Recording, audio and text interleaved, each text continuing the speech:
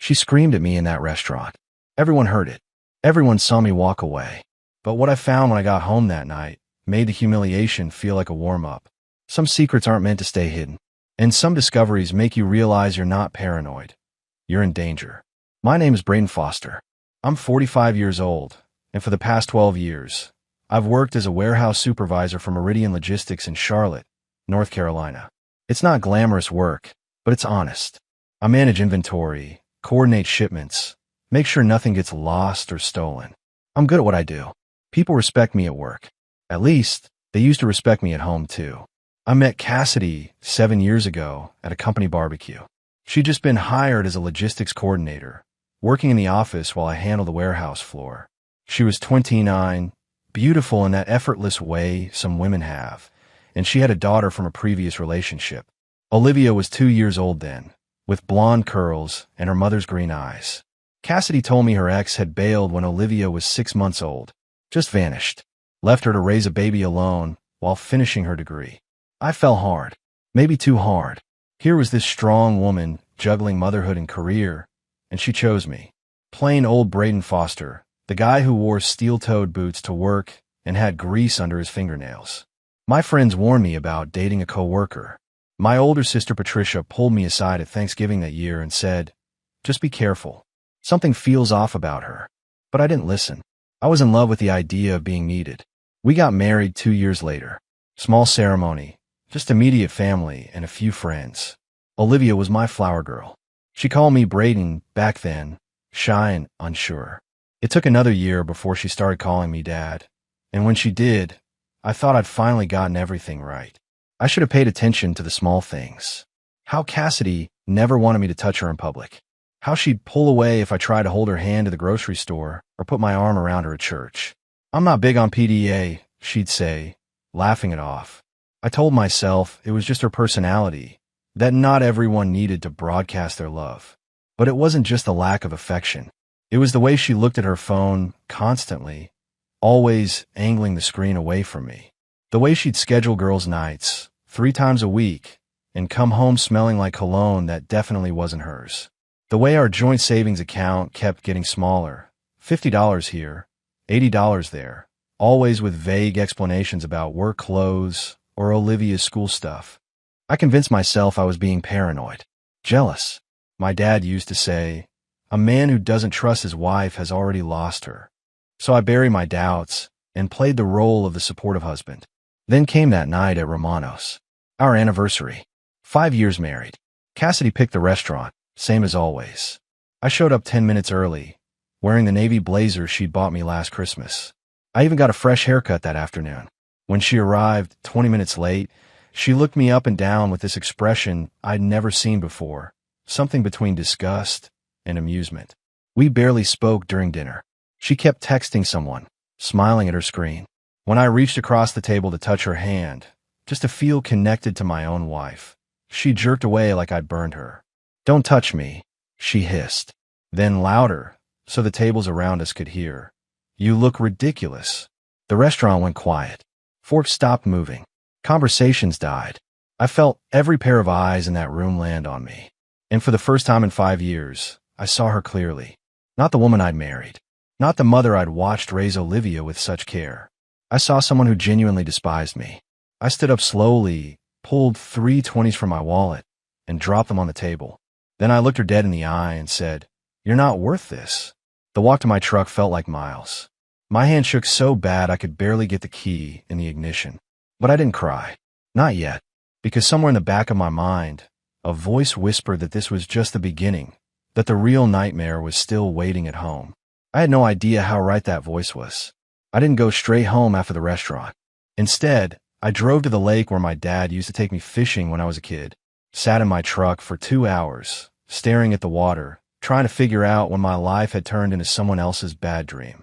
The thing about being humiliated in public is that it strips away all the excuses you've been feeding yourself.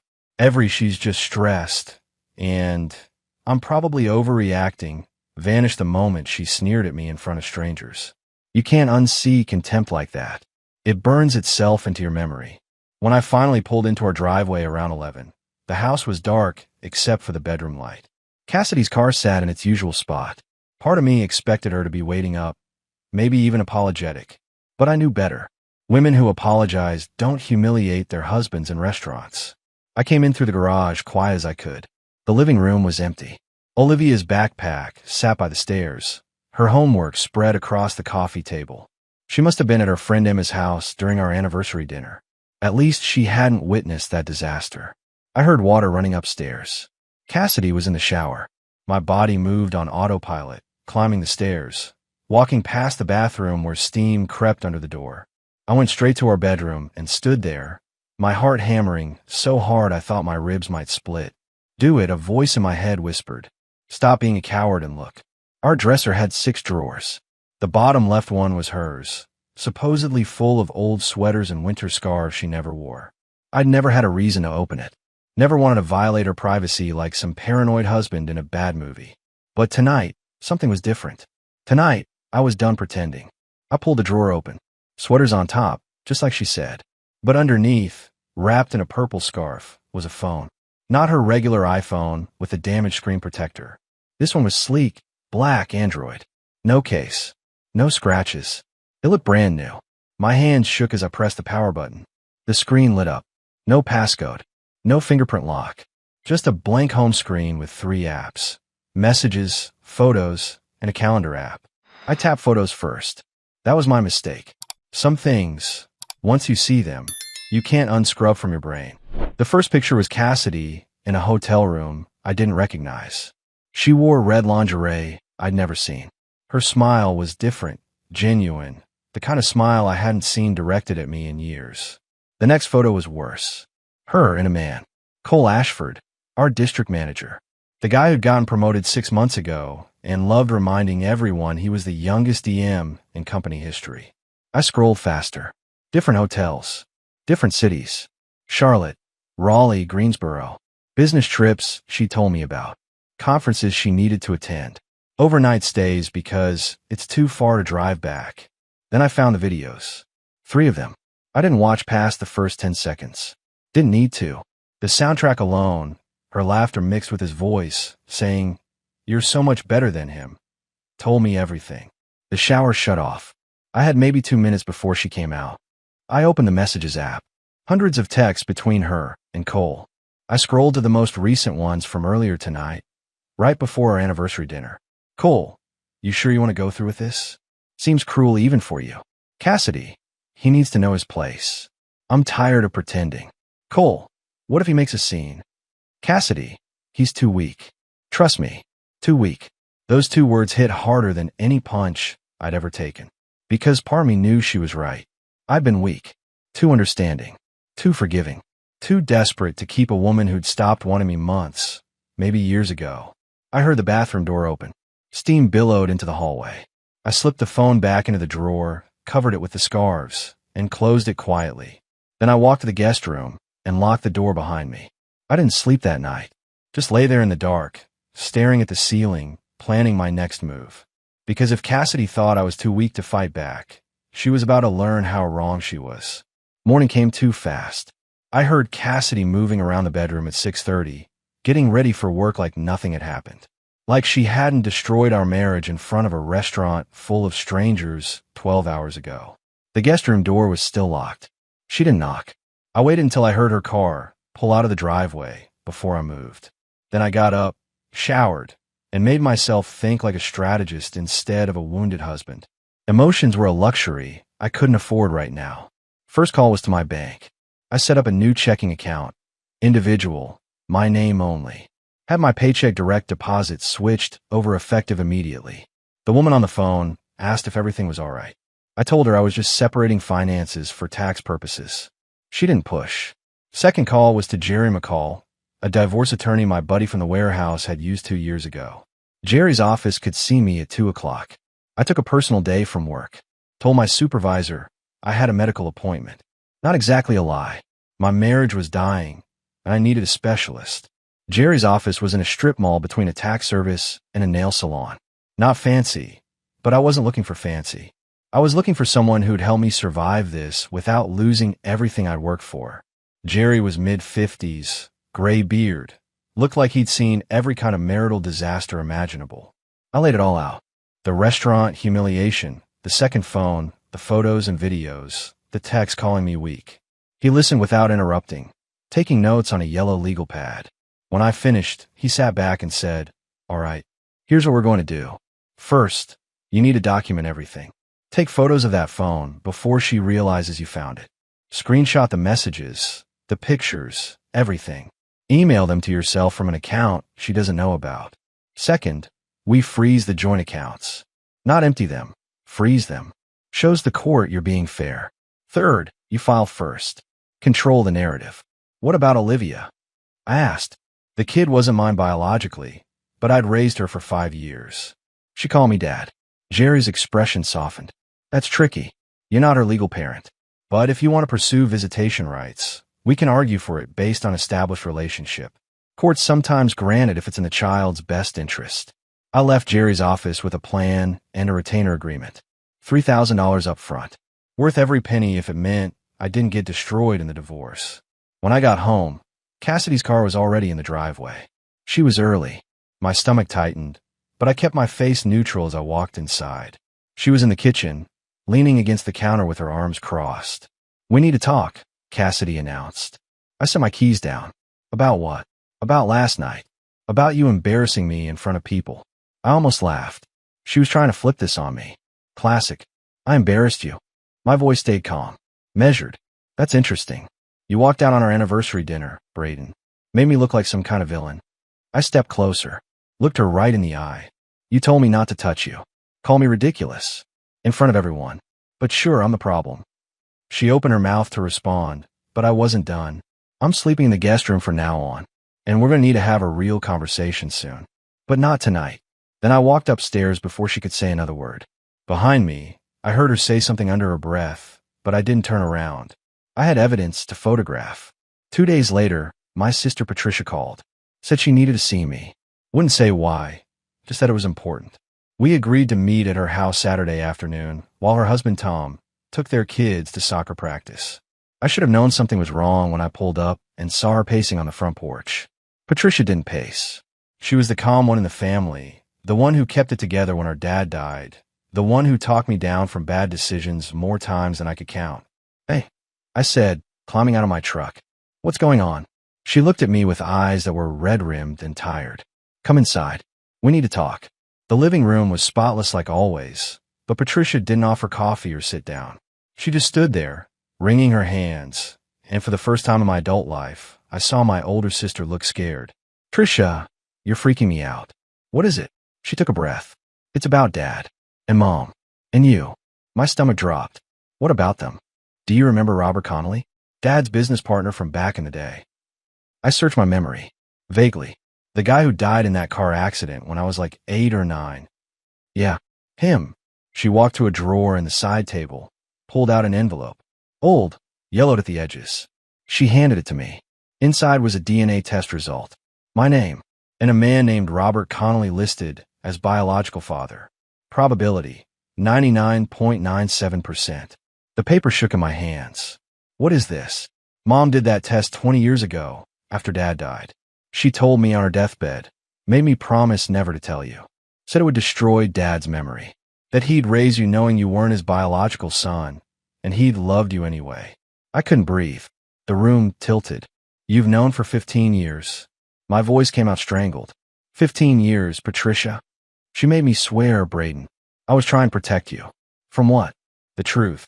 Tears streamed down her face. "I'm sorry. I'm so sorry. But watching what Cassidy's doing to you, seeing you torn apart by lies, I couldn't keep lying to you too. You deserve to know." I sat down hard on the couch. My father, the man who taught me to fish, who came to every school play, who told me he was proud of me the day I got promoted to supervisor, wasn't my father. And my mother, who I'd thought was some kind of saint, had carried on an affair with his business partner. And my sister had known. Had looked me in the eye at Christmas dinners and birthday parties and family gatherings for 15 years, and said nothing. "Get out," I said quietly. "Braden." I said get out. She left. The front door closed behind her, and I sat there alone, holding the test results, realizing I'd lost my wife, my father, and my sister all in the same week. I spent Sunday morning doing something I never thought I'd do. I photographed my wife's secret phone. Every text message, every photo, every video. 3 hours of sitting in the guest room with my own phone, capturing evidence of her betrayal in case she decided to delete it all. The messages between Cassidy and Cole went back 11 months. Almost a full year of lies. Planning hotel meetups, laughing about me, discussing their future together. One exchange from March stood out. Cassidy, I think I'm going to tell him I want to try for a baby. Keep him distracted. Cole, you're evil. I love it. Cassidy, he's been asking about it for 2 years. Might as well use it to buy us more time. My hand shook reading that. She'd been stringing me along with the promise of a family while planning her exit. Every conversation about having a child, every time she said, maybe next year, was calculated manipulation. But the worst discovery was in her calendar app. She'd been tracking something labeled insurance policy. I clicked on it. It was a life insurance policy. On me. For $750,000. The beneficiary? Cassidy Foster. The data was opened 3 months ago, right after Cole got promoted to district manager. I took screenshots of everything. Then I found a folder on her phone labeled Backup Plans. Inside were PDFs. One was titled Accidental Death Benefits. Another was titled Spousal Rights in North Carolina. My blood ran cold. I forwarded everything to the email account I'd created specifically for this, then deleted the sent messages from her phone. She'd never know I'd been there. Monday morning, I met with Jerry again. Showed him everything. The messages, the photos, the insurance policy, the suspicious documents. His face went from professional to genuinely concerned. Braden, this is serious, Jerry said, his lawyer voice dropping. I need to ask you something directly. Do you feel safe in your home? What do you mean? This insurance policy, combined with these documents about accidental death, raises red flags. Has she done anything unusual? Changed your medications? Asked you to go somewhere isolated? I thought back. 2 weeks ago, Cassidy had suggested we take a weekend trip to the mountains. Just us. Said we needed to reconnect. I've been too busy with work to go. Told her maybe next month. Had that been no, I couldn't let myself go there. I don't know, I admitted. But I'm not taking any chances. Jerry nodded. Good. Here's what we do. We file tomorrow. Emergency hearing. Get a restraining order, if necessary. And you need to tell someone you trust about this. Your sister, a friend, someone. If anything happens to you, they need to know what you suspected. That evening, I called my buddy Derek from work. Told him everything. The affair, the insurance policy, the whole nightmare. He listened without interrupting. Stay at my place, Derek offered when I finished. Seriously, man. Pack a bag. You can crash in the spare room until this blows over. I can't just abandon my house. Your house isn't worth your life. Come on. He had a point. I packed enough clothes for a week, grabbed my laptop and the backup drive with all the evidence, and drove to Derek's place across town. Left a note for Cassidy on the kitchen counter. Staying with a friend. Don't contact me. Short. Simple. No explanation needed. That night, sleeping in Derek's spare room, I realized something. I wasn't scared anymore. I was angry. Cassidy had tried to break me, humiliate me, maybe even worse. But I was still standing, and I was going to make sure she faced consequences for every lie she'd told. Tuesday morning, Jerry filed the divorce papers. By noon, Cassidy had been served at work. I knew because my phone started blowing up with texts and calls from her. I ignored every single one. The paperwork was thorough. Irreconcilable differences. Request for equitable distribution of assets. Evidence of infidelity attached. Motion to freeze joint bank accounts pending divorce proceedings. And a request for the life insurance policy to be investigated. Jerry had also included something I hadn't expected. A request for visitation rights with Olivia. He'd warned me it was a long shot, but said judges sometimes granted it when a step-parent had been actively involved in raising a child for several years. At 3 o'clock, I got a call from an unknown number. Against my better judgment, I answered. You son of a... Cassidy's voice came through, shaking with rage. You filed for divorce? After everything I've done for you? Everything you've done for me? I kept my voice level. You mean sleeping with my boss? Spending our money on hotel rooms? Taking out an insurance policy on my life without telling me? Silence. Then, quieter. You went through my phone. Yeah, I did. And I found a lot more than just pictures, Cassidy. You have no idea what you've done, she said, and I could hear something dangerous in her voice. Cole is going to make your life miserable at work. You think you can just humiliate me and walk away. Cole can try whatever he wants, but he's your problem now, not mine. She hung up. 5 minutes later, Jerry called. Her lawyer just contacted me. Margaret Phillips. She's good, but she's also smart. She knows the insurance policy looks bad. She's proposing mediation. Absolutely not. We're going to court. Braden, mediation might actually work in your favor here. We have leverage. Strong leverage. She knows if this goes to trial, that insurance policy becomes public record. Her reputation, her job, everything gets exposed. I thought about it. What would mediation get me? Potentially, the house, your retirement accounts. And she walks away without contesting anything. Clean break. What about Olivia? Jerry hesitated. That's harder. But if Cassidy's desperate to keep this quiet, she might agree to supervised visitation. It's not much, but it's something. I agreed to mediation. Not because I wanted to make things easy for Cassidy, but because I wanted this over. I wanted to move on with my life. The mediation was scheduled for the following week. In the meantime, Jerry advised me to stay away from the house, avoid contact with Cassidy, and definitely avoid any interaction with Cole Ashford at work. That last part proved impossible. Wednesday morning, I got called into the office of our regional operations manager, Sandra Price. Cole was already there, sitting with his arms crossed, looking smug. Braden, have a seat, Sandra said, her voice tight. She was in her 50s, no nonsense, and I'd always respected her. I'm going to be direct. Cole has filed a complaint alleging you've been creating a hostile work environment. I stared at Cole. A hostile work environment? I haven't even spoken to him in 2 weeks. That's not true. Cole jumped in, his voice smooth. You've been giving me threatening looks, making other employees uncomfortable with your anger issues. Anger issues? I turned to Sandra. This is because I'm divorcing my wife. Cole's been having an affair with her for almost a year. He's trying to get me fired, so I look bad in divorce court. Sandra's expression didn't change, but I saw something flicker in her eyes. Recognition, maybe. Do you have proof of this affair? Yes, ma'am. Photos, text messages, everything. And I'll provide it to HR if necessary. Cole's smug expression faltered. Sandra looked between us. All right. Cole, you're dismissed. Braden, stay. After Cole left, Sandra leaned back in her chair. Is this going to become a legal problem for the company? No, ma'am. I'm handling it privately. But if Cole keeps trying to interfere with my job, I'll have my attorney file a harassment complaint. She nodded slowly. Understood. Get back to work. And Braden, document everything. Every interaction with Cole. Every email. Everything. Yes, ma'am. I left her office feeling something close to victory. Cole had tried to ambush me, and it had backfired. Sandra was too smart to fall for his games. But I knew this was just the beginning. Cole and Cassidy were going to fight dirty, and I needed to be ready for whatever came next. The mediation took place in a conference room at Jerry's law office. Neutral territory.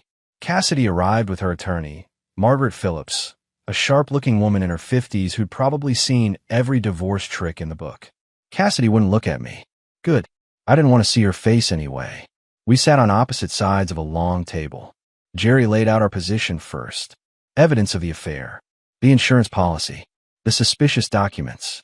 Financial records showing Cassidy had drained nearly $15,000 from our joint account over the past year on business trips that were really hotel rooms with Cole. Margaret tried to downplay it. Said the insurance policy was a legitimate financial planning decision. That the affair, while regrettable, didn't impact the division of assets. That Cassidy deserved half of everything because she'd been a supportive spouse. Jerry didn't raise his voice. Didn't need to. He just slid a folder across the table. Page 7. Text messages between your client and Cole Ashford discussing accidental death benefits. Page 12. Calendar entries labeled insurance policy with notes about making sure Braden went on that mountain trip alone. Margaret's face went pale as she read. She leaned over and whispered something to Cassidy. Cassidy's jaw tightened, but she nodded. My client is willing to negotiate, Margaret finally said. The negotiation took 3 hours. Back and forth. What about the house? What about retirement accounts? What about Olivia? That last one was the hardest. Jerry had prepared me.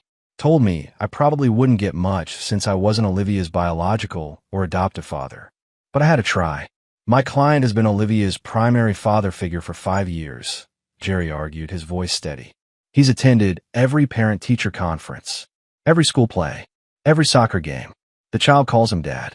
Severing that relationship would be traumatic for her. Margaret countered, my client is the biological mother. She has full legal custody. Mr. Foster has no parental rights. Then let's create them, Jerry said. Supervised visitation. Once a month. The child's therapist can confirm whether it's beneficial.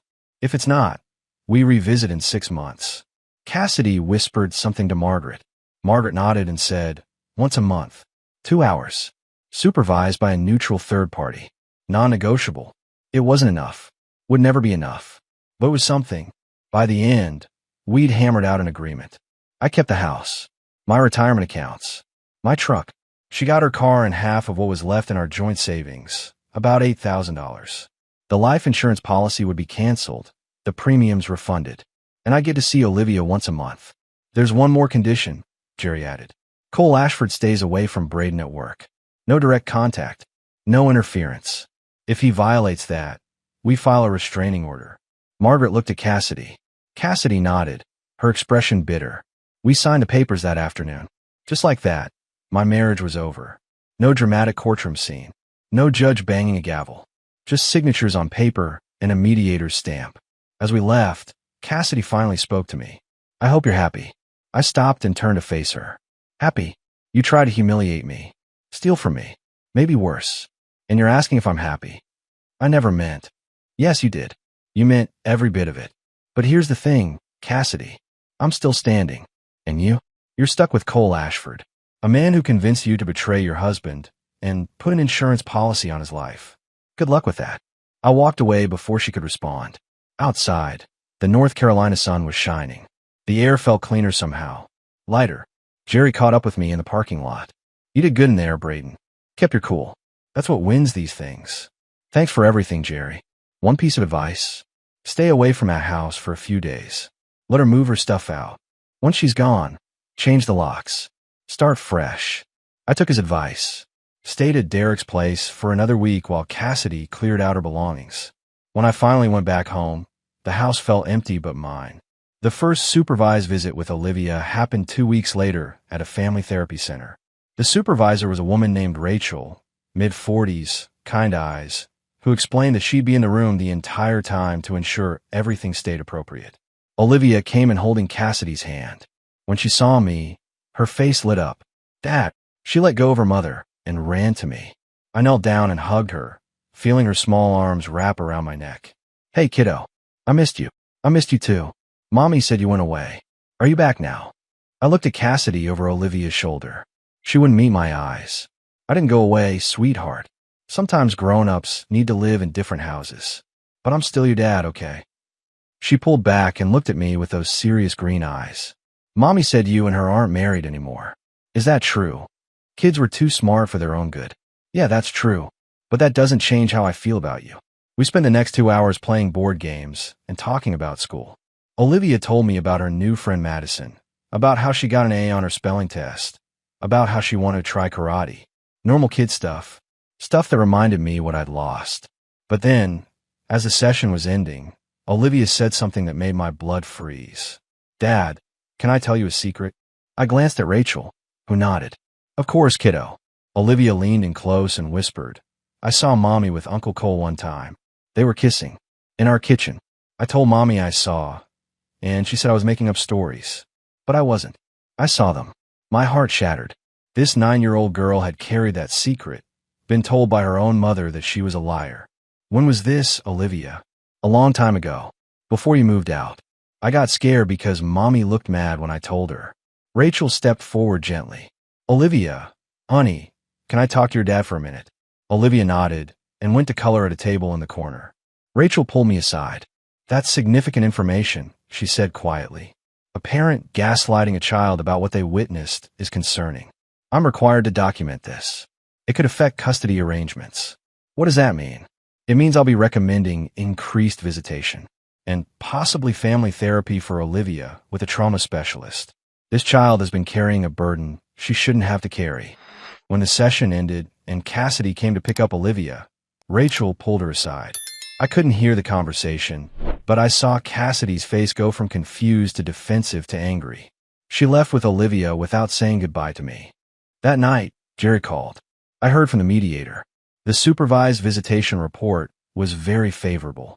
They're recommending we expand to twice a month, for hours each. Cassidy's attorney isn't fighting it. Why not? Because fighting it would mean explaining why her daughter felt the need to lie about witnessing the affair. It makes Cassidy look worse. She's cutting her losses. For the first time since this nightmare started, I felt like maybe, just maybe, something was going right. Not perfect. Not what I'd hoped for when I married Cassidy 7 years ago. But better than nothing. And for now, better than nothing was enough.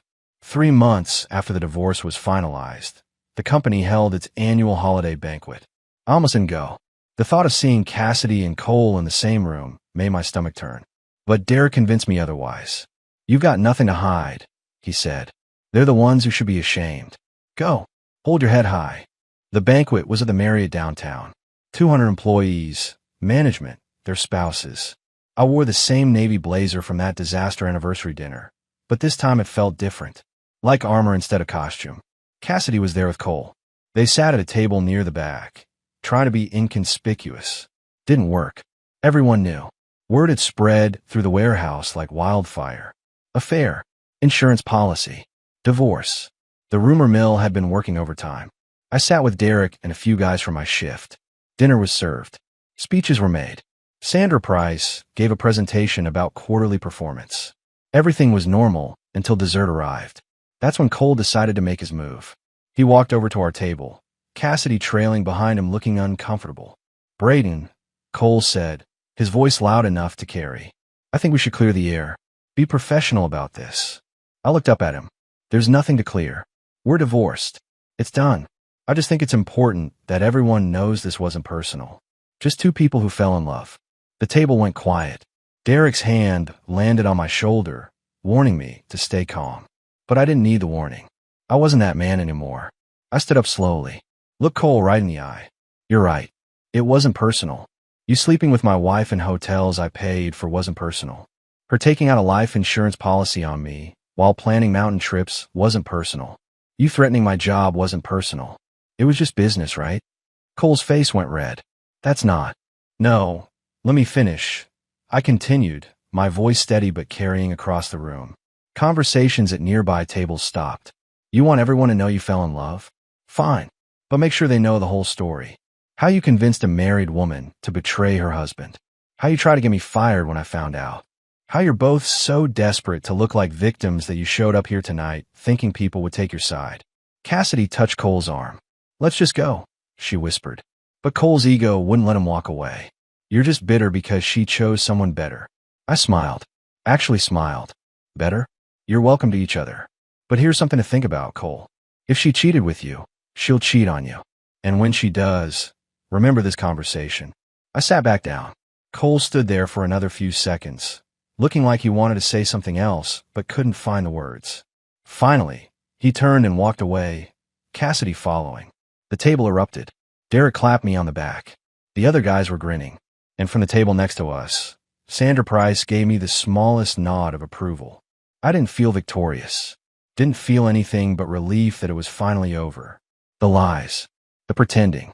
The wondering if I was crazy for suspecting what I knew in my gut was true. When I left that night, I walked past their table. Neither of them looked at me. And I realized something important. They didn't matter anymore. None of it mattered. I was free. 18 months after the divorce, I barely recognized my life. In the best way possible. The house was fully mine now, refinanced in my name only. I'd repainted the bedroom, replaced furniture that reminded me of Cassidy, turned the guest room into a proper space for Olivia's overnight visits. Because after that first supervised session where she told Rachel about witnessing the affair, things had changed. The therapist's recommendation for increased visitation had turned into every other weekend. Then weekends plus one weeknight dinner. Cassidy had fought it at first, but her attorney advised against it. The more she resisted, the worse she looked. Olivia was 10 now, doing well in school, playing soccer in a youth league I'd sign her up for. She still called me Dad, and every time she did, it felt like winning a small victory. I'd even started dating again. Nothing serious yet. A woman named Andrea I'd met at one of Olivia's soccer games. She was a teacher, divorced, no kids. We'd gone out 5 or 6 times. Took things slow. She knew my history, knew I had baggage, and didn't run away. That was something. Work was better too. I'd been promoted to operations manager 6 months ago, overseeing 3 warehouse locations instead of 1. Better pay. More responsibility. Respect from people who'd watched me survive the worst year of my life with dignity. Patricia and I had slowly rebuilt our relationship. It took time, a lot of long conversations, some arguing, some crying, but eventually I understood. She'd been protecting me in the only way she knew how, even if it was the wrong way. Our father, biological or not, had raised me with love. That was what mattered. One Saturday afternoon, I was in the garage working on my truck when Olivia came out holding her phone. "Dad, Mom wants to talk to you," she said, handing me the device. I wiped my hands on a rag and took the phone. "Yeah, Braden." Cassidy's voice was different, smaller somehow. "I want to tell you before Olivia does. Cole and I broke up." I waited, didn't say anything. "You were right," she continued, "about everything. He started seeing someone else, someone from his new job. I caught them together last month. I'm sorry that happened to you," I said, and I meant it. Not because I still cared about her romantically, but because no one deserved that pain. I was terrible to you. I know that now, and I'm sorry. For everything. Apology accepted. But Cassidy, I've moved on. I hope you can too. I know, and I'm glad. You deserve to be happy. We hung up. I handed the phone back to Olivia. "Is Mom okay?" she asked. "She will be. People are resilient. They survive things they don't think they can. Like you did." I pulled her into a hug. "Yeah, kiddo.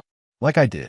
That evening, after Olivia went back to her mother's house, I sat on the back deck with a beer and watched the sun set. Thought about the man I'd been 2 years ago. The one who accepted crumbs of affection and convinced himself it was enough. The one who ignored red flags because he was terrified of being alone. That man was gone. In his place was someone stronger. Someone who knew his worth. Someone who wouldn't settle for less than he deserved ever again. My phone buzzed. Text from Andrea. "Dinner tomorrow? My treat this time." I smiled and texted back. "Sounds perfect." Life wasn't perfect. Still had hard days. Still missed the family I thought I was building with Cassidy. But those moments were fewer now, replaced by good days. Days with Olivia. Days building something real with Andrea.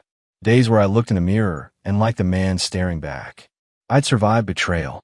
Survived heartbreak. Survived the complete destruction of everything I thought my life would be. And somehow, I'd come out the other side better for it.